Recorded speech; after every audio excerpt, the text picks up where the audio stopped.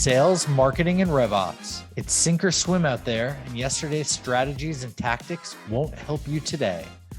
This is Revenue Today, and I'm your host, Jared Robin.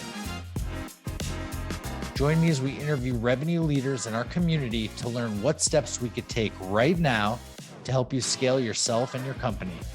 Revenue Today is sponsored by RevGenius, and we're on a mission to bring inspiration and creativity to all revenue professionals in the world.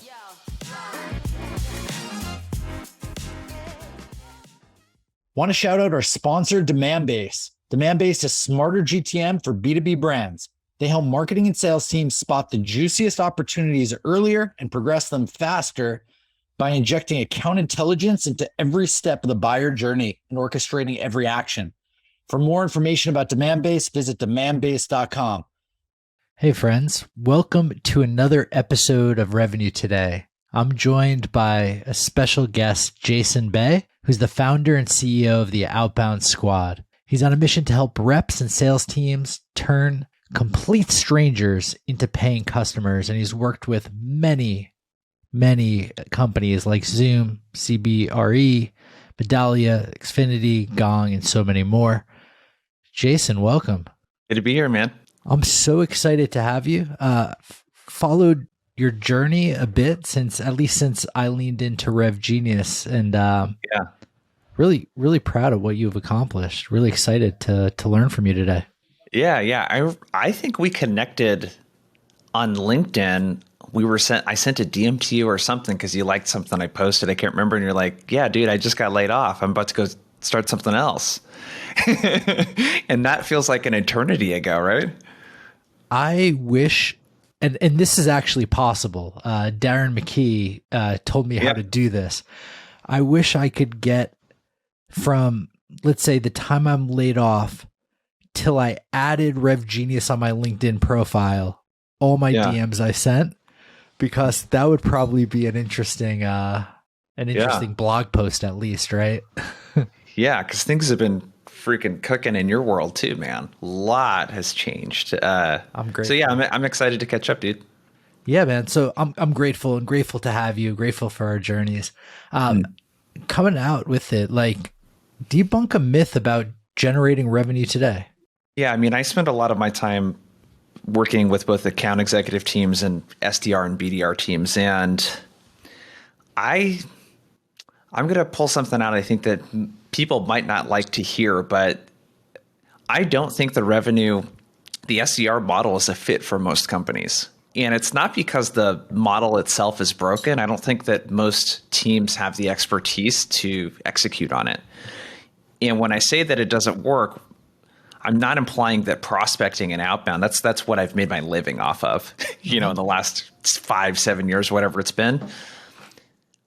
I think a lot of companies, what they're starting to scrutinize right now, I literally have clients laying people off and doing all that other kind of stuff. What I notice is that when companies lose people, and the companies that are hiring right now, they're hiring fewer SDRs than they are account executives. Mm-hmm.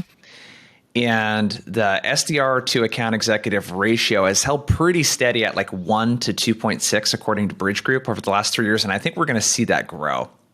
I think we're going to see less SDR support for account executives. So the myths, I think, based on the data and then from what I'm seeing in the marketplace, is that I need SDRs in order to grow and scale a sales organization.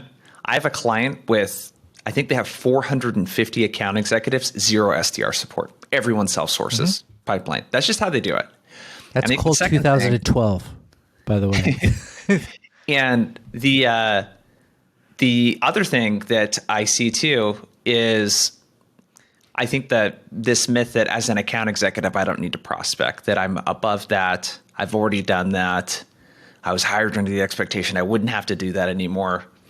You're not gonna hit and surpass quota right now unless you got a company that's really well positioned and it's just got an inbound marketing machine. You're just not going to hit and surpass quota in the environment that we're in right now. So those are the two big things that I see in my line of work. When did this transition from SDRs to being effective and efficient to not happen? And what do you think caused that? Or were they just never efficient, in your opinion? So Yeah, I mean, everything, I'll speak to my opinion and then I can speak to the data as well, Sure. because it's really hard to tell. It's easy for me to talk about and correlate things that are not, or to point to causation when it's correlation, right? So what we've seen here in the last 15 years, I think for 11 of them, it's the longest bull run in American history. The economy has not been better this many years in a row up until now. So what that caused is venture capitalist firms to start investing in all of these companies. There's just so much money to go around. And what do they want to do? They want people to hire. That's in their mind. This is how we scale this business. We need to double headcount this year. And you hear things like that, and it's like, wow, we need to go from 100 to 200 reps. We need to go from 3 to 600. And naturally, SDRs, hey, we need to hire more of these people. And what I saw with a lot of companies a year or two ago was, wow, they have a ton of SDRs, yet very few, the quota attainment across the team is extremely low. Mm-hmm. There's a few superstars. It's people like you and me. We're going to be good in no matter where you put us. Okay, we just have that. We run businesses. You know what I mean? Like, we have that grit. Not everyone has that. You can't build and scale a team off of the top 10% of people out there. It's just not how it works. And you just have these teams. I have specific clients that I'm thinking of where they have tons of SDRs that do not hit their quota, and by definition, not penciling from an ROI standpoint for that company. But they can afford to keep them. And they're getting pressure from their venture capitalists to hire. So I think that's one really big thing, is that we overhired, and it was not effective to begin with at that company. We created the role out of nowhere, yep, and then overhired for it, which is fascinating. Are you seeing what I seem to be seeing is quotas in general are going down as well? Yeah. Or maybe maybe there's a whole new level of SMB coming in at companies that I wasn't aware of before. Yeah, I don't have enough insight to really share a trend on this. I could tell you anecdotally right now, yeah, there are companies lowering quota, which I think is probably the right thing to do if companies are, if you're being really affected by the economy. But I think the other thing, though, because we were talking about what BDRs and is this a good function or not. Howard Dover, he's a professor over at UT Dallas. I think he runs the sales school over there. He wrote a really good book called, the Sales Tech Paradox or something like that. Howard Dover, you can look it up. Really, really good book. What it totally opened my eyes up to was the amount of tech spend.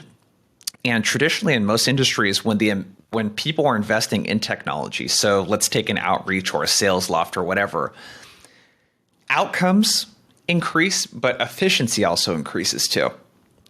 Sure. So in other words, what we start to see is a multiple on how much more effective people are. So if we're going to spend twice as much, we don't just get twice as much output from a rep. When I say output, I mean actual outcomes, meetings booked in this case, pipeline generated. You would expect to see 3, 4, 5, 10x the output. And what he pointed to is actually not even, like, there is no increase in efficiency at all. Reps and tech have actually become more inefficient as they've gotten more technology. I was going to say, when I was a full cycle rep, I goaled myself, and we're talking 8 years ago, 10 years ago, on having 20 new enterprise meetings every month. First, a lot of people are hearing that number. It's like, oh, that's as a full cycle rep.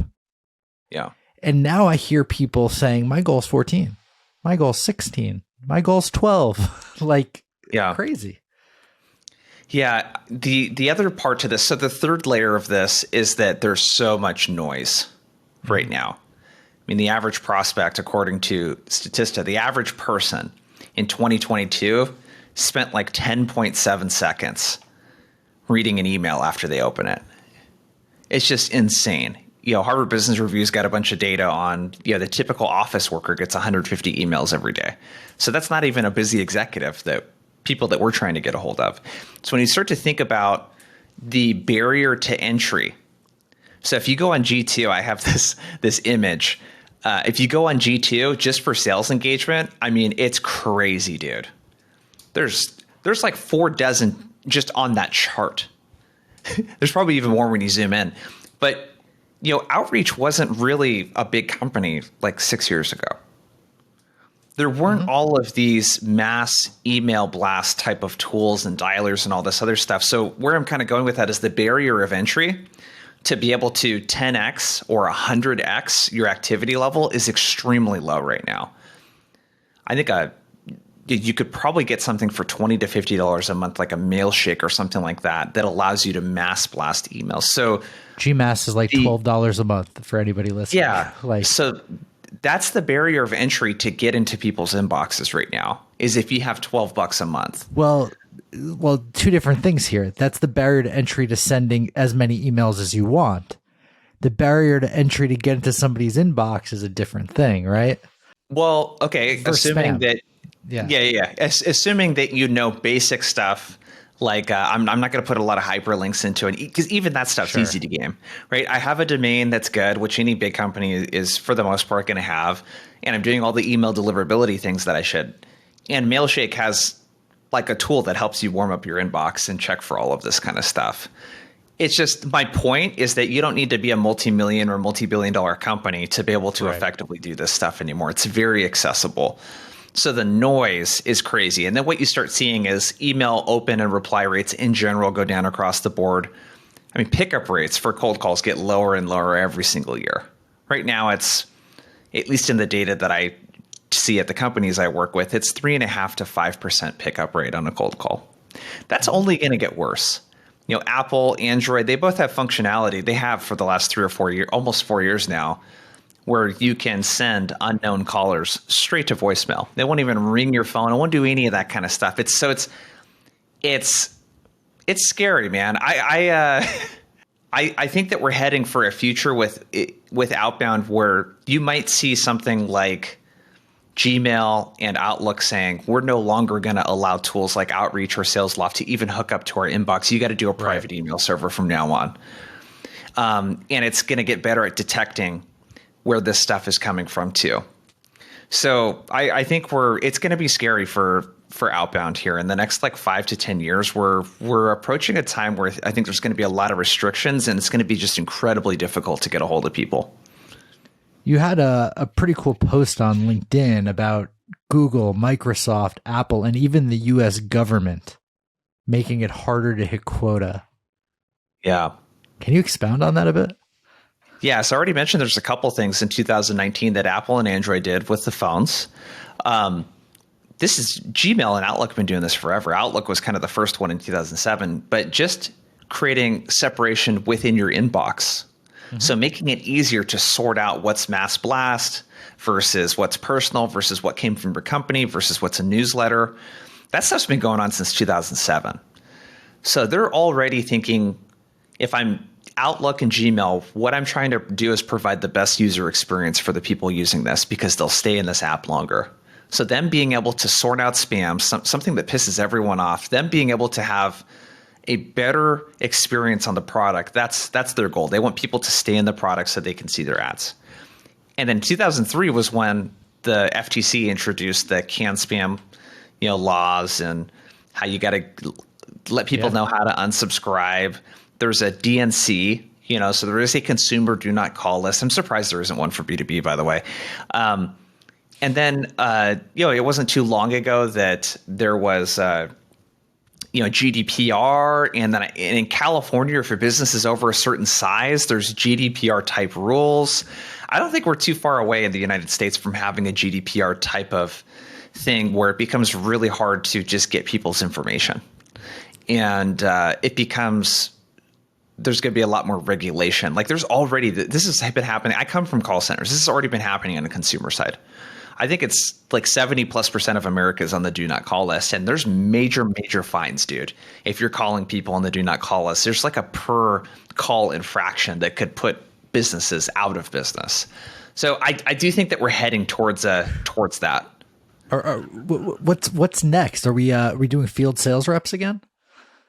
Yeah, I think that there's going to be certain fads and things like that. Like, I think that LinkedIn as a prospecting tool is not necessarily a fad, but sending voice memos and like videos through LinkedIn is it's a fad. Dude, video is, I like it. It's got its place, but it was insanely effective for like a year or two until everyone started doing it. Audio messages, same kind of thing.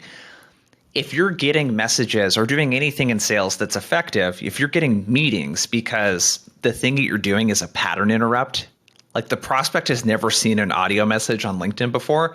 That was cool until I started getting a lot of audio messages and I didn't want to fucking listen to them. You know what I mean? Is LinkedIn ruining? Let me refresh it. Let me say this a different way. Are people that are leaning into LinkedIn sharing their tips or rooting it for the rest? Because how many tips are actually left? Yeah, I don't think the people sharing tips are ruining it necessarily. So in other words, I don't feel like someone like myself that's a sales trainer has a responsibility to not teach tips. I think that salespeople, the luxury that we don't have in sales is that we have to get results, even in enterprise and strat sales. Like, you need quick outcomes. Mm-hmm. So you don't have the opportunity to like afford to just wait and try stuff. So you want to do what's going to generate a quick result. The stuff that doesn't go out of style is, hey, when I'm reaching out to Jared, do I understand what people like him, what their priorities tend to be, what they care about? So for me, it's VP of sales. I know the VPs of sales right now, they're not only trying to do more with less, but more specifically, they're trying to get account executives to self-source more pipeline because they know they need 4 to 5x pipeline coverage versus 3 right now. Win rates are down. Sales are taking longer to close. They just need more good opportunities in the pipeline, and they're not hiring SDRs to help these AEs. So getting them to self-source more pipeline and getting more out of the AE, I know is a really big focus for just about any VP of sales that I'm speaking with. So I need to be able to lead with that kind of messaging. I really need to know my personas inside and out. So what are their priorities? What are the problems? So what are they trying right now and what is and isn't working? So priorities, current solutions, how they're getting the job done, the problems, and what is it that they really want? I need to know all of those things, and I need to know those things in their language. That's what helps the message cut through the clutter. That'll get my email to cut through the clutter. I might have to send more emails than I'm normally used to. I might get fewer at-bats on the phone, but Outbound is turning into a game of only elite. Like, if you have elite skills at Outbound, those are the only account executives, especially, that can actually make it worth their while. Because I might get, just do the math, dude. If I can make 25 calls in an hour, let's say, and that's aggressive. And let's say I have a 5% pickup rate. That means I'm having one conversation or less. And let's say I can do 5 of those blocks over the course of a week because I'm managing a sales pipeline. I got to queue up emails. I got to do all the other stuff. That's maybe 4 or 5 conversations a week. You better get 2 meetings out of that, 2 or 3 meetings out of that. Because if you're converting at the average, which is 1.5%, 1.48% exactly, according to Gong, versus a Lego, had a study around top performers. I see this in my line of work too, where a top performer will secure 30 to 40% of the live cold calls they get. They secure a qualified meeting from. So it's becoming a game of, you got to be a ninja at Outbound in order to make this activity worth your while if you're an account executive, because you don't got all day to just sit there and pound the phones. No more just plugging into somebody else's sequence.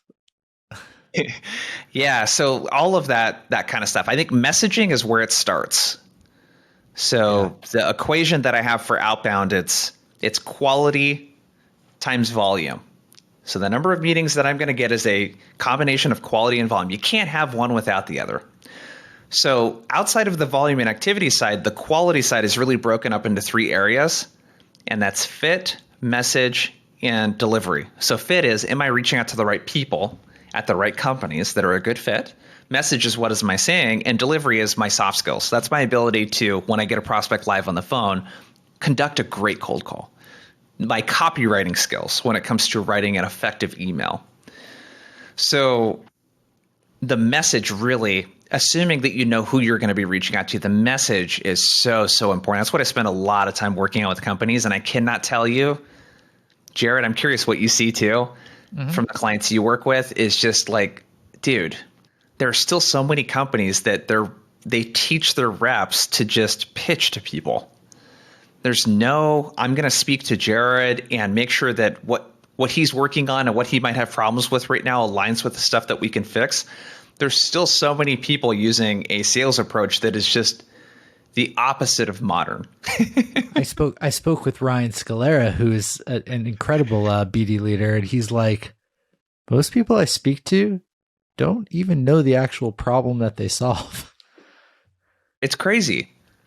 It is absolutely crazy. And I think when you have leadership that doesn't understand that, of course you're going to have a team of reps. And the messaging, so you come up with a different message, and then you're pounding proverbially the wrong message down the throats of your prospects, and it's just not landing. Yeah.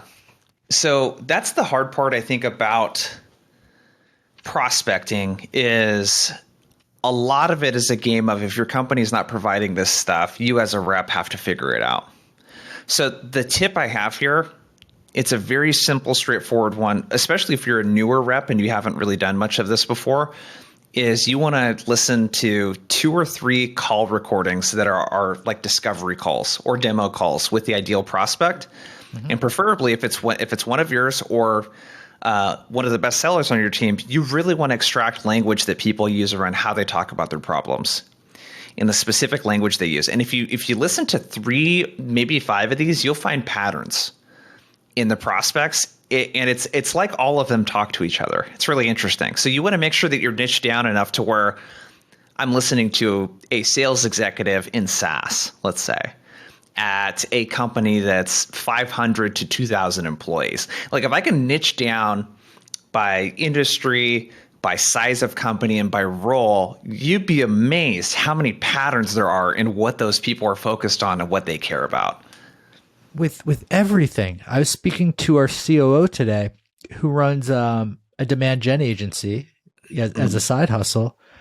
And he's like, Jared, you wouldn't be surprised at how many companies all buy branded keywords and they don't take the risk elsewhere.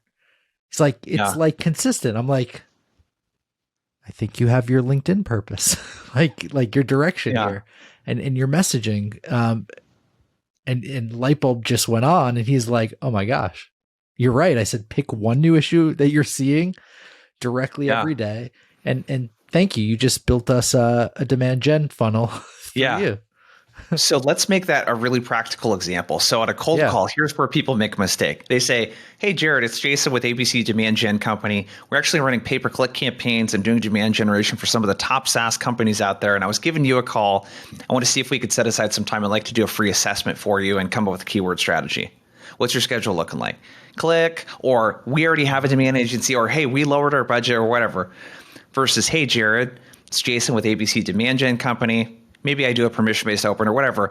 But if I said, hey, Jared, I'm really interested in hearing a lot of the CMOs I'm talking to right now, they're investing a lot in demand gen strategies like pay-per-click. But one of the things they feel that is really risky is when they start to venture outside of using branded keywords because they really don't want to waste any of their precious marketing budget right now. How are you thinking about that? Or what approach have you taken with doing XYZ? And what approach does your team use right now in picking keywords outside of your, How are you capturing people that aren't searching for your brand? Right? Yeah. And so that's a completely different type of call where I'm talking immediately about your world. So there's a really interesting stat from Gong on percentage of talk time in a successful versus unsuccessful cold call.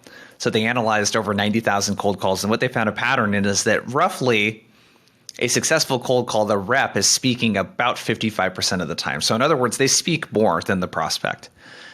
I was just at an SKO. There's about 600 people there a couple of weeks ago. And I asked that question. I said, because before I showed the stat, I said, what percentage of the time do you think you should be talking to your prospect? Everyone said 10%, 20%, as little as possible.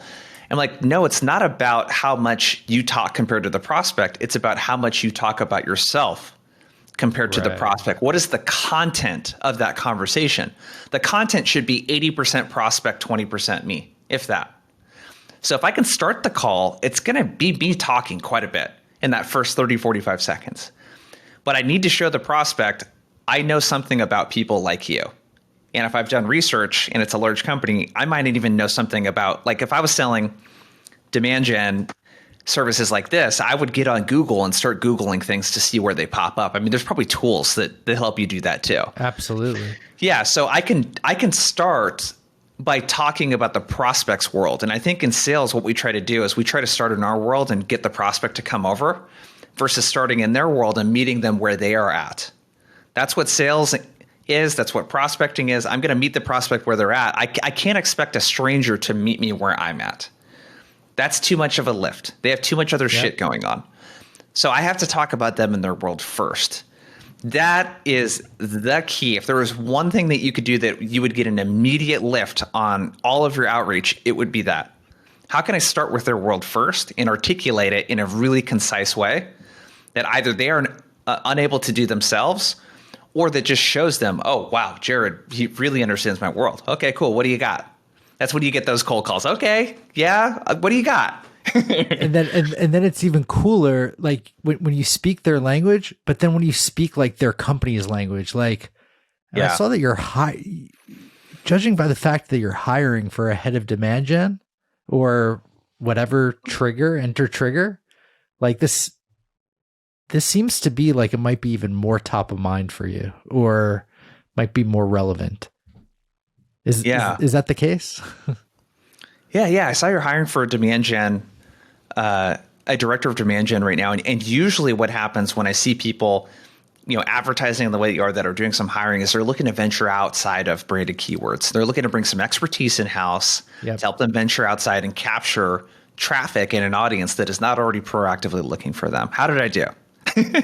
Coming in with a hypothesis based on, like, you got to think about, I always like to use, personal trainer analogies. Think about a personal trainer. Someone that's been personal training for 5-10 years, they've seen every situation. They've seen the person that has trouble getting to the gym. They've seen the person that is stubborn about their diet. They've seen the busy mom or dad that has trouble prioritizing it or whatever. As a salesperson, you run across situations that are really, really common. So I do want to put the prospect in a bucket. I'm not going to be assumptive about which bucket they're in.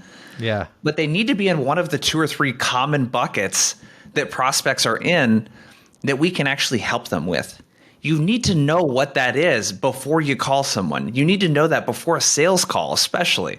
I can't tell you how many discovery and an intro call starts off with, hey, tell me about your biggest challenges, right? And it's like you should already kind of know what those are. And if they don't have a common challenge that you help with, you're probably not a good fit to help them out. So you have to think about what are the 2 or 3 very common situations that people are in.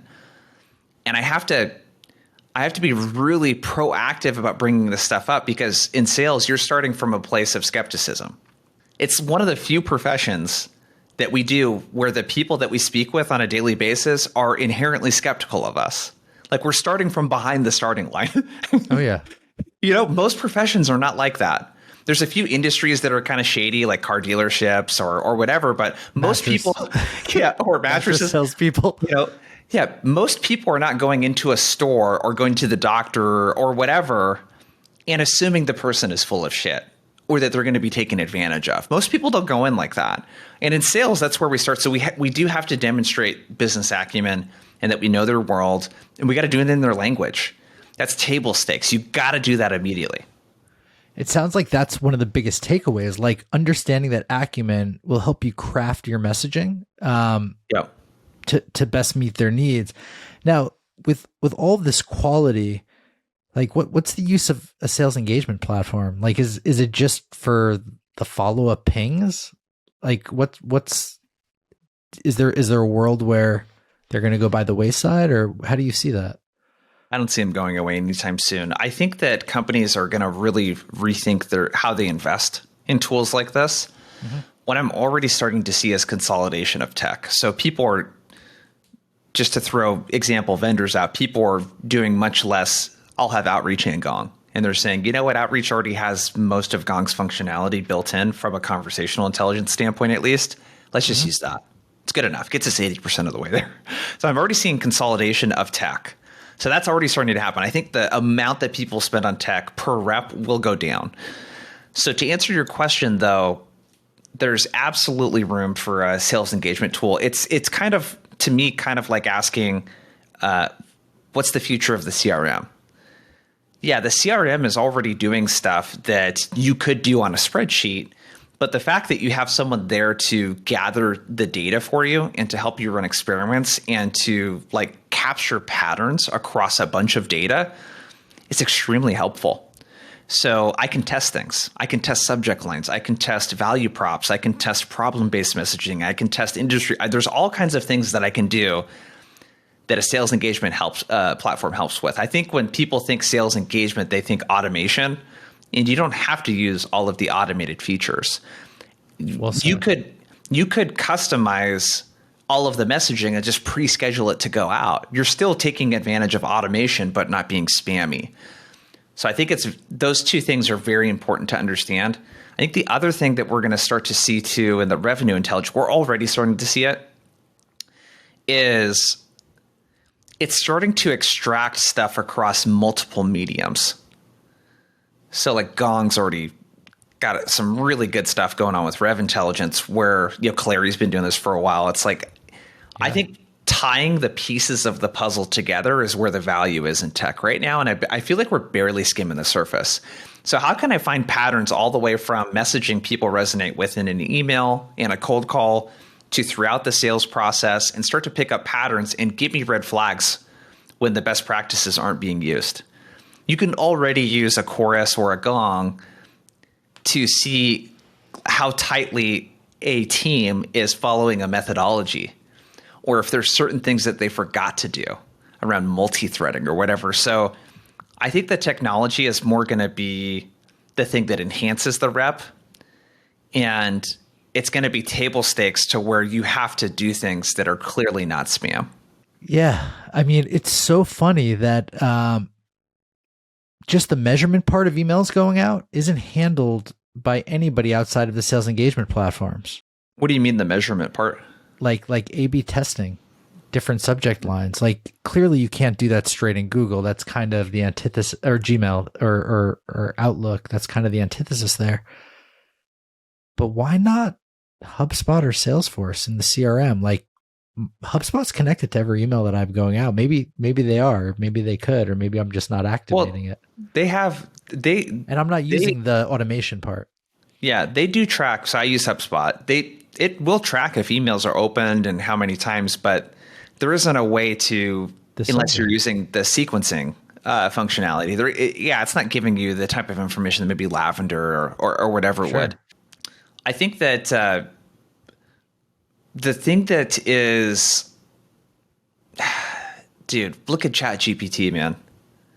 I listen to Lex Friedman every morning. It's going to be GPT-4 in due time, and it's even more powerful than writing your sales email. But by far, like you could ask, tell me about Jason Bay in a negative light, and they'll pull out everything.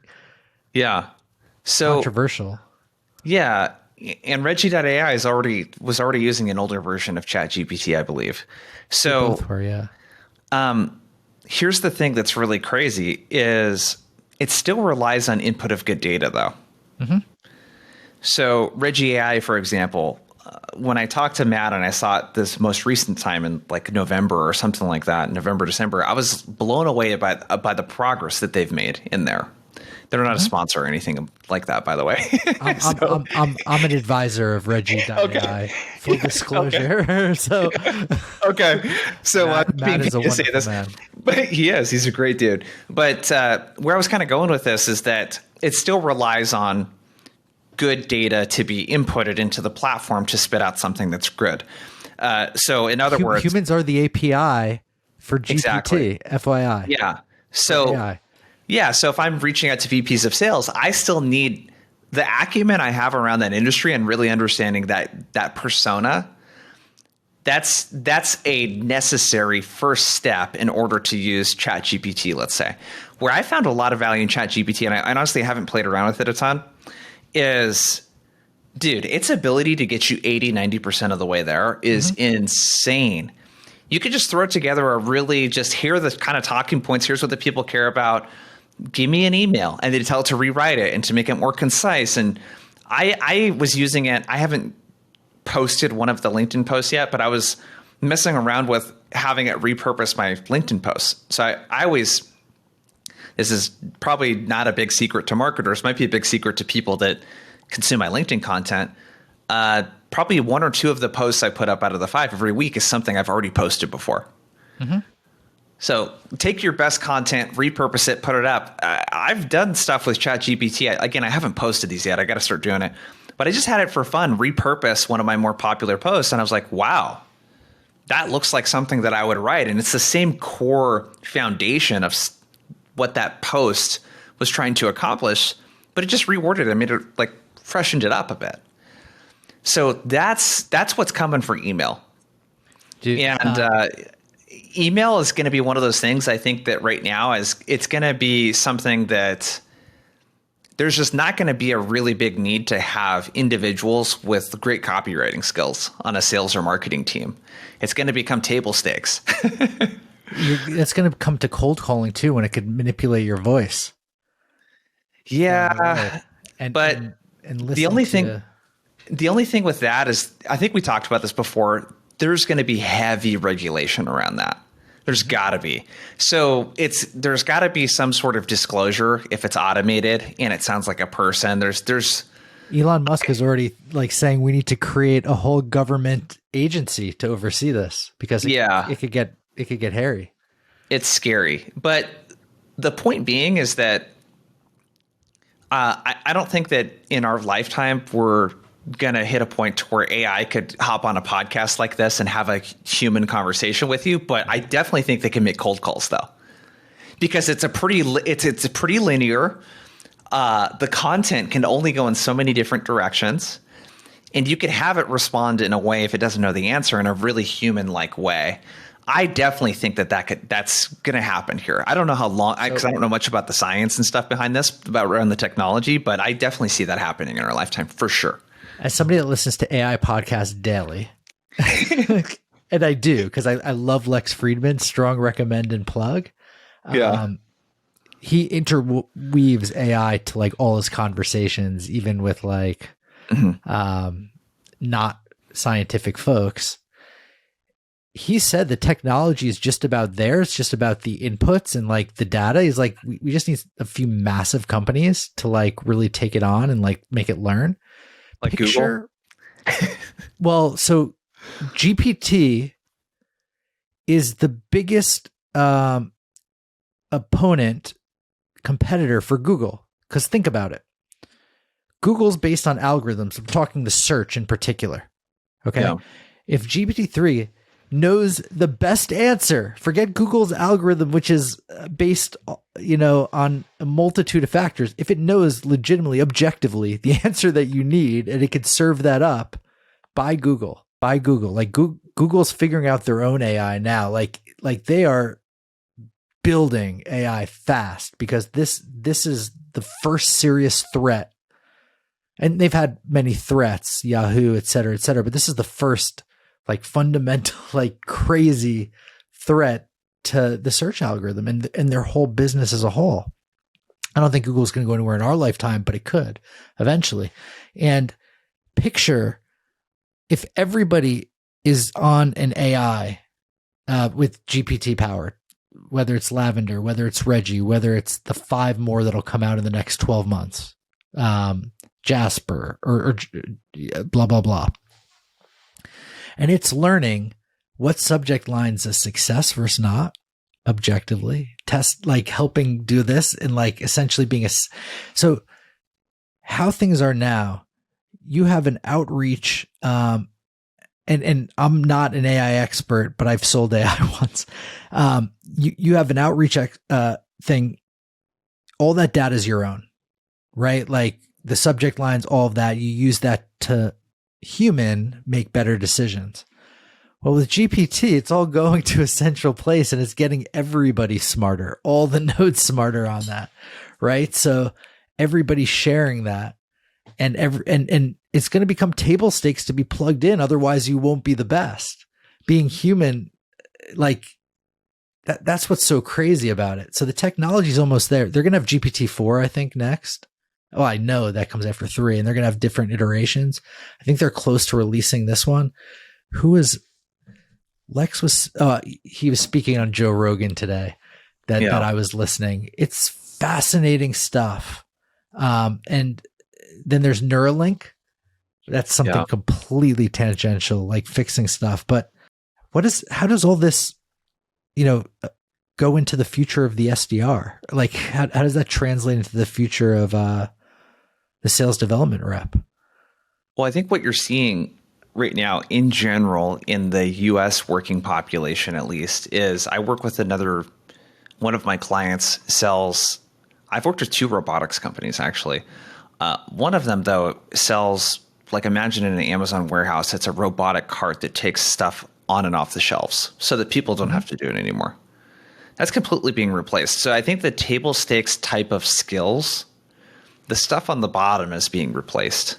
Yep. So, well, the stuff that you have to be insured for as well, like, right, that there might be like a heavy like insurance implication. So there's more cost than just a person there. Yeah. So, and it's just an easy skill to replace. So you got to think about, what am I doing right now that's really easy to replicate? Well, taking a really shitty sequence and then sending it out thousands of times a week, that's a really easy thing to replicate. Mm-hmm. So what are you doing that cannot be replicated? Where I don't see AI making a lot of progress is it's taking, Google is not suggesting things to me that are so outside of the box that I'm like, oh, wow, this is great. It's not pattern interrupting in any kind of way. Right. It's not doing any of those stuff. I haven't seen any AI like suggest something that's like, oh, wow, that is so creative. It's just serving up stuff that's effective. So if you take cold emails, for example, and you got a tool that's saying, these are the subject lines that'll work the best, will help you kind of hunt it. Well, that's just based on the data that's already in there. What about the outside of the box stuff? Like, think of all the most clever marketing campaigns and ideas that you've ever heard of. But you could train it, no? Like, you could train it. You should say, like, the first line needs to be provocative based on the downside of data at this person's role that relates in my demand gen. Yeah. I just don't think that, at least from what I've seen, I just don't see this getting to the point where it's thinking outside of the box like a person does. The other thing that I don't see getting replaced is stuff that's enterprise and strat, stuff that's very strategic, where, okay, cool, it can send an email.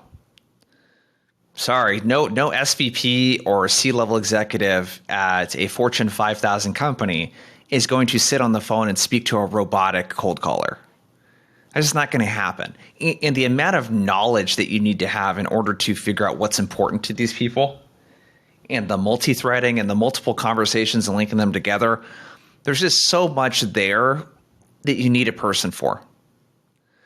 And not to mention, just because you get the meeting, dude, that's the hard work has just begun when you get the meeting. I think I agree. I think anything relationship driven, anything empathy driven,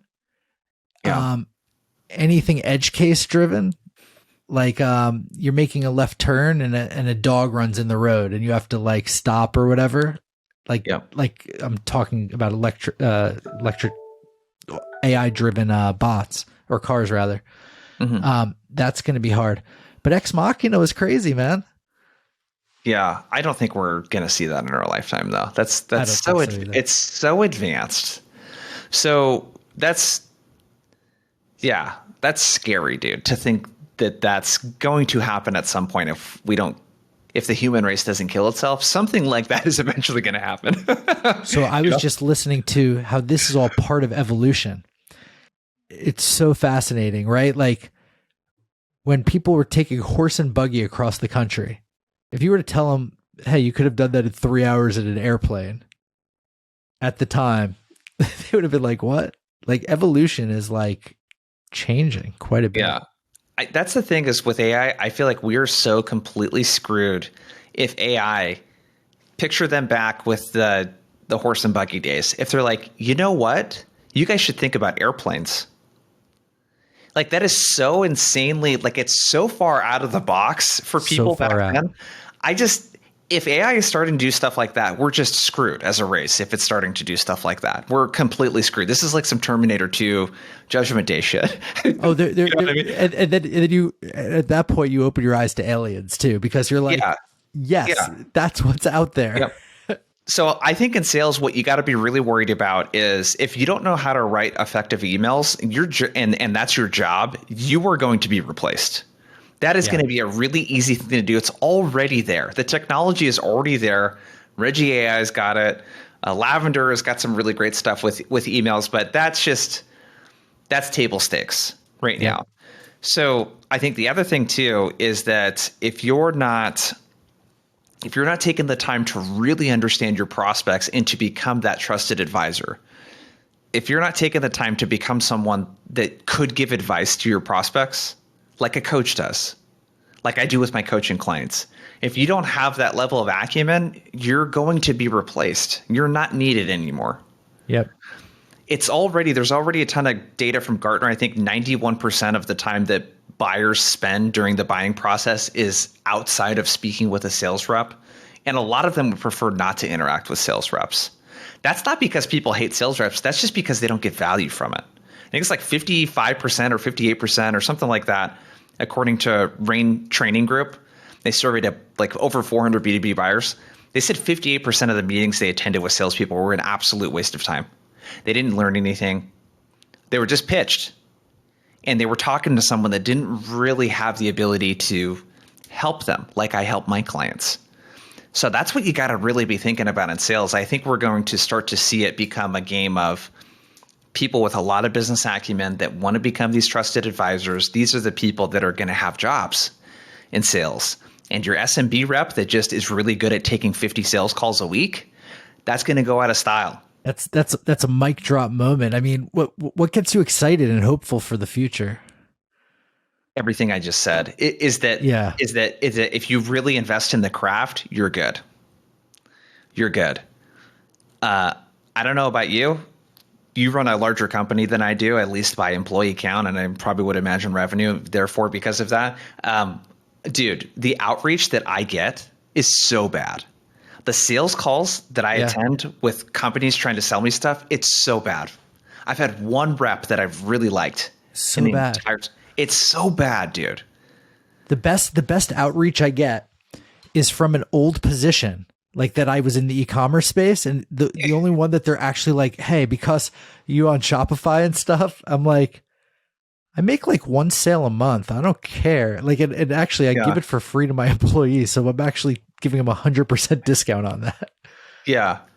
Yeah. It's crazy. So I'm excited to see a world where people actually have to use their brains and exert effort. And I'm also excited I really feel like tech is leading the way with this in SaaS. Mm-hmm. I'm excited to see a world where the support and the training and enablement is much better for reps. I feel like we're barely just skimming the surface. What I'm seeing right now is a lot of the layoffs are pretty heavy with the enablement side. And MindTickle did a really big survey. I'm forgetting. It was a large percentage of senior sales leaders believe that enablement should be tied more to revenue outcomes, sales outcomes versus surveys completed and certifications given and all that other kind of garbage. And don't get me wrong, people ask, I get outreach from enablement people that ask if we have a certification, and I get they're just checking the box for their employer. Mm-hmm. But that is not the future of sales enablement. The future of sales enablement is, are we actually helping them achieve a sales outcome? So I think we're going to see, that's the stuff I'm excited for. I'm already starting to see a really good trend of that. The companies I work with outside of SaaS, I'm starting to see, which is the wild, wild west, by the way. There are so many companies, dude. 95% of companies, I would venture to guess, that have B2B sales teams don't even know what Outreach and SalesLoft is. Mm-hmm. Like Reggie AI, they're like, what are you talking about? I have no idea what that is. They're so, like, the sophistication on the tech side is so low. They don't have an enablement department, so the managers have to do all the sales training. There's no one that makes content and decks and that does any of that kind of stuff. So I'm excited because there's such opportunity there, and I see tech really leading the way and really setting the standard for how do we support our sales staff? How do we level these folks up? How do we give them the business acumen that they need to educate customers and be trusted advisors. That's going to be a necessity here very, very soon. That's going to become table stakes. So that's what I'm excited for, man. Nice, Jason. That's the perfect note to end on. How can folks get in touch with you? Yeah, this has been great, man. Outboundsquad.com is the best place. So we do a couple things. One, if you're just looking for free content and you're a rep, we talk about both outbound and selling. So we talk a lot about discovery and multi-threading, that sort of stuff. So Outbound Squad podcast, you can find on outboundsquad.com or wherever you're listening. I post every day on LinkedIn. There's tons of free resources there. And then if you're an individual rep, we have coaching programs. And if you're a sales leader, we have training programs as well for sales teams. So outboundsquad.com is going to be the best place to check us out. Jason, what a great engaging conversation, from full cycle future of SDR to Ex Machina. That was my drop, and everything in between.